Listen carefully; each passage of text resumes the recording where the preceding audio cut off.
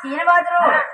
ముచ్చాతపుడి విడిచిపెట్టి సింగుదుపుడు చెప్పుకొని ఇలా కూర్చొని ఉంటే ఒక లహదేవి కొడుకు